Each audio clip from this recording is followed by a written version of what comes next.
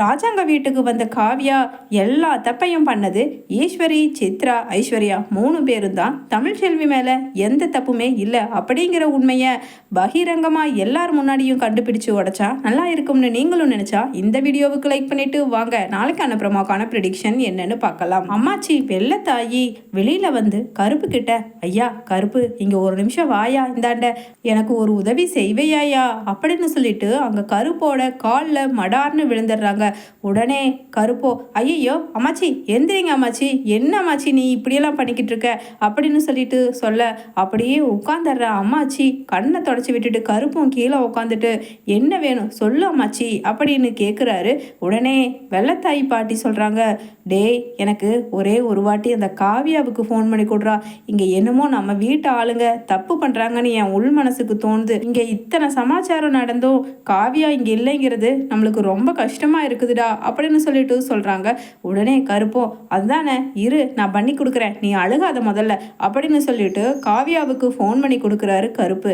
அப்போ ஆப்போசிட் சைடில் பேசுகிற காவியாவோ, என்ன ஆமாச்சி என்ன வேணும் சொல்லுங்க அப்படின்னு கேட்க, உடனே வெள்ளத்தாயி பாட்டி, அம்மாடி காவியா நீ சீக்கிரமாக இங்கே வந்துருமா, எங்களுக்கு ரொம்ப யாருமே இல்லாமல் சேது நேற்று நைட்டு பைத்தியக்கார மாதிரி ரூமுக்குள்ளேயே அது இதுன்னு தமிழ்ச்செல்வியோட பொருட்களை எல்லாம் எடுத்து உடைக்கிறத பார்த்து அவன் மனசு கெட்டு போய் ஒரு மாதிரி இருக்காமா, என்ன ஆகுமோ ஏதாகுமோ, நம்ம குடும்பமே ஒரு தெம்பில்லாத மாதிரி இருக்குமா, போஸையும் கூட்டிகிட்டு நீ வாமா தாயி அப்படின்னு சொல்லிட்டு சொல்கிறாங்க. உடனே காவியாவோ, என்ன சொல்கிறீங்க அம்மாச்சி? ஆமாம்மா காவியா, உங்கள் பெரியத்தை மோகனா கூட நேற்று நைட்டு படுத்தவை எழுந்திருக்கவே இல்லை, ஒரு மாதிரி இருக்குப்பா, எனக்கு என்னமோ சீக்கிரமாக நீ வா அப்படின்னு சொல்லிட்டு ஃபோனை கட் பண்ணிடுறாங்க. ராஜாங்க வீட்டுக்கு வர்றதுக்காக போஸும் காவியாவும் காரில் வந்துக்கிட்டு இருக்காங்க. அதே சமயம் தமிழ்ச்செல்வி பேக்கை போட்டுட்டு நடக்க முடியாமல் வயிற்று மேலே கை வச்சு நேர மாசத்தோட அந்த வேகாத வெயிலில் நடந்து போய்கிட்டு இருக்காங்க பஸ் ஸ்டாப்பை நோக்கி. உடனே காரை நிறுத்து அப்படின்னு சொல்லிட்டு போஸ் கிட்ட காவியா சொல்ல, போஸும் காரை நிறுத்துறாரு. பின்னாடியே கீழே இறங்கி ஓடி போய் தமிழ்ச்செல்வி கிட்ட கேட்குறாங்க காவியா, என்ன தமிழ்ச்செல்வி ஏன் நீங்கள் இப்படி நடந்து வர்றீங்க அப்படின்னு கேட்க, உடனே பின்ன நான் எப்படி வரணும் அப்படின்னு கேட்குறாங்க. உடனே புரியுது, எனக்கு எல்லாமே இன்னைக்கு தான் தெரிய வந்துச்சு, நீங்கள் முதல்ல காரில் ஏறுங்க, நான் உங்களை வீட்டில் விடுறேன் அப்படின்னு சொல்ல, இல்லை நானே போய்க்குவேன் காவியா விடுங்க அப்படின்னு சொல்லிட்டு தமிழ்ச்செல்வியும் சொல்ல, போஸ் கீழே இறங்கி வந்து, என்ன நீங்கள் இப்படி வந்தீங்கன்னா எப்படி இருக்கும், முதல்ல ஏறுங்க காரில் அப்படின்னு சொல்ல, தமிழ்ச்செல்வியும் காரில் ஏறிட நேராக செல்லப்பாண்டி வீட்டுக்கு கூட்டிகிட்டு போகிறாங்க காவியா. அப்போ வெளியில் நின்றுட்டு இருந்த வசந்தியும் காவியாவை பார்த்த உடனே ஓன்னு அழுகிறாங்க. அம்மா காவியா, என் புள்ள இப்படி வயிற்றுல குழந்தைய சுமந்துட்டு நிறமாசமாக இருக்கும்போது என்னென்ன கொடுமையை அனுபவிக்கக்கூடாதோ எல்லா கொடுமையையும் அனுபவிக்கிறாமா, எப்படியாவது நீதாம்மா இந்த பிரச்சனைக்கு இவளுக்கு உதவணும் அப்படின்னு சொல்ல, உடனே தமிழ்ச்செல்வியோ, அம்மா என்னம்மா நீ இப்படி தேவையில்லாமல் எல்லார்கிட்டையும் கெஞ்சி கதறிக்கிட்டு இருப்பியா, அப்போ இப்படியெல்லாம் எல்லார்கிட்டையும் கேட்டால் நம்ம மேலே நமக்கு இருக்கிற நம்பிக்கையே குறைஞ்சி போகும், எனக்கு எப்படியாவது நம்ம மேலே தப்பு இல்லைங்கிறத நிரூபிக்கிறதுக்கு கொஞ்சம் காலை எடுத்துக்கும் அவ்வளோதான், அதுக்காக நான் தோத்துடுவேன்லாம் பயக்கலை, நீ தேவையில்லாமல் இப்படி அழுது ஆர்ப்பாட்டம் பண்ணுறதை கொஞ்சம் நிறுத்துறியா அப்படின்னு வசந்தியை பார்த்து தமிழ்ச்செல்வி சொல்ல, உடனே காவியாவோ, இதை பாருங்கம்மா நிச்சயமாக தமிழ்ச்செல்வி தப்பு பண்ணி இருக்க மாட்டாங்கங்கிறத நான் நம்புகிறேன், அதை ஆதாரத்தோட நான் நிரூபிக்கிறேன் அப்படின்னு சொல்ல, அதே சமயம் திடீர்னு ஒரு ஃபோன் வருது தமிழ்ச்செல்விக்கு. தமிழ்ச்செல்வியும், சொல்லுடி நந்தினி அப்படின்னு ஃபோன் பேசுகிறாங்க.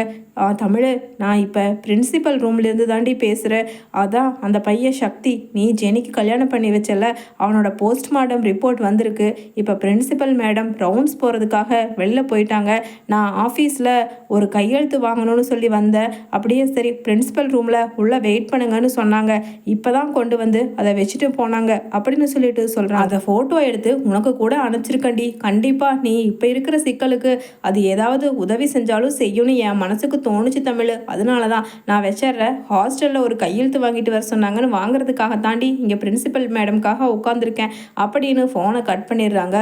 உடனே இதுதான் போஸ்ட்மார்ட்டம் ரிப்போர்ட்டா அப்படின்னு சொல்லிட்டு ஓப்பன் பண்ணி ஷாக் ஆகி பார்க்குறாங்க தமிழ்ச்செல்வி.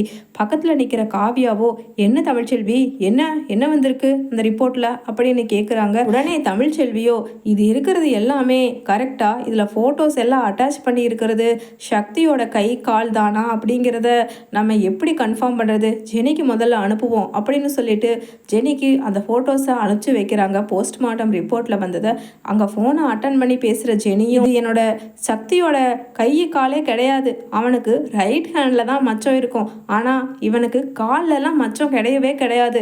இவனுக்கு காலில் மச்சம் இருக்கிற மாதிரியெல்லாம் ஃபோட்டோஸ் வந்திருக்கு. தமிழ்ச்செல்வி இது சக்தியே கிடையாது அப்படின்னு சொல்லிட்டு சொல்கிறாங்க. என்னை மன்னிச்சிரு தமிழ்ச்செல்வி, ஏன்னா நான் அவசரப்பட்டுட்டோன்னு தோணுது. நேற்று நைட்டு கூட கனவுல சக்தி வந்து நான் இன்னும் சாகலை, உயிரோடு தான் இருக்கேன், தமிழ்ச்செல்வி மேலே எந்த தப்பும் இல்லைன்னு சொல்லி என்கிட்ட சொன்னான். அதனால தான் உங்ககிட்ட மன்னிப்பு கேட்கணுன்னு காலையில் இருந்து என் மனசு தோணிக்கிட்டே இருந்துச்சு. உன்னோட வாழ்க்கை இந்த நிலைமைக்கு ஆகிறதுக்கு காரணமே நான் தானே, என்னை மன்னிச்சிரு தமிழ்ச்செல்வி அப்படின்னு சொல்ல உடனே தமிழ்ச்செல்வியோ சேச்சே அதெல்லாம் விடு ஜெனி, இப்போதைக்கு நீ உண்மையை நல்லா கரெக்டாக கன்ஃபார்ம் பண்ணி சொல்லு, இந்த கை காலெல்லாம் சக்தியோடது கிடையாது இல்லை அப்படின்னு கேட்குறாங்க.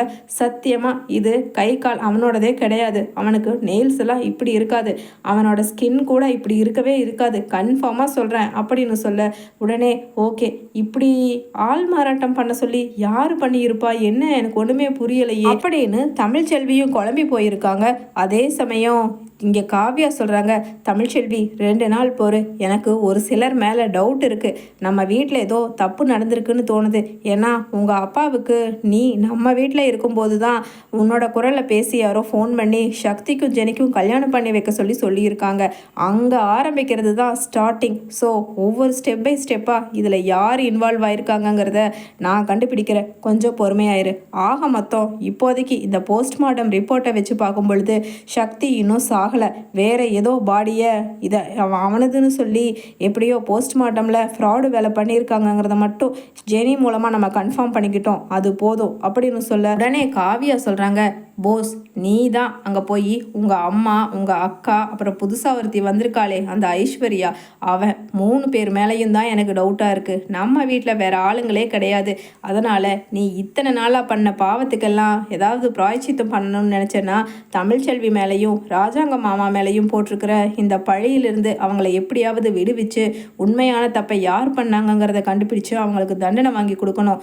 ஏன்னா உங்கள் அம்மாவே பண்ணியிருந்தாலும் நீ அதில் கரெக்டாக நேர்மையாக இருப்பேன்னு நினைக்கிற அப்படின்னு சொல்ல உடனே போஸோ ஓம் நம சிவாயா, நிச்சயமா காவியா வா போகலாம் வீட்டுக்கு அப்படின்னு சொல்லிட்டு காவியாவும் போஸும் வீட்டுக்கு போகிறாங்க. அதே சமயம் ஐயையோ என்ன இவ வேற வரா ஏறிட்டு அப்படிங்கிற மாதிரி அங்கே ஈஸ்வரி ஐஸ்வர்யா சித்ரா 3 பேருமே காவியா உள்ளே வர பார்க்குறாங்க. உடனே டேய் போஸு வாடா வா அப்படின்னு சொல்ல உடனே காவியா சொல்லி கொடுத்தது போலவே அம்மா நான் உன்கிட்ட கொஞ்சம் தனியாக பேசணுமா வாமா அப்படின்னு சொல்லிட்டு மொட்டை மாடிக்கு கூட்டிகிட்டு போகிறாரு. உடனே சித்ராவும் ஆமாண்டா போஸு நானே உன்கிட்ட தனியாக பேசணும்னு நினச்சேன். டேய் எப்படியோடா இந்த தமிழ்ச்செல்வியை சேது அடித்து துரத்திட்டான், ராஜாங்க மாமாவையும் ஜெயிலுக்கு போக வச்சுட்டோம். எல்லாம் யாருனால தெரியுமா, எல்லாம் என்னோட சாமர்த்தியத்தாலையும் கெட்டிக்காரத்தனத்தினாலையும்டா, எல்லாத்தையும் பண்ணது உங்கள் அம்மா தான் அப்படின்னு சொல்லிட்டு சந்தோஷமாக சொல்ல உடனே போஸோ சந்தோஷமாக தாம்மா இருக்குது, எப்படியோ நீ கெட்டிக்காரத்தனமாக பண்ணனையே அப்படின்னு சொல்ல ஆமாம் எப்படி பண்ண அப்படின்னு சொல்ல நீதிமானுக்கு பணத்தை கொடுத்து அவனை தாண்டா போஸ்ட்மார்ட்டம் ரிப்போர்ட்டில் வேற ஒரு பாடியை அவன் செத்துட்டதாகவும் அந்த இடத்துக்கு ராஜாங்க மாமா தான் வந்தாருங்கிறதையும் அவனை கொலை பண்ணதையும் அவர் தான் அப்படிங்கிற மாதிரியும் நம்ப வச்சு பேச வச்சு எப்படியோ சாதிச்சுட்டேன்டா உன் அம்மா அப்படின்னு உண்மையை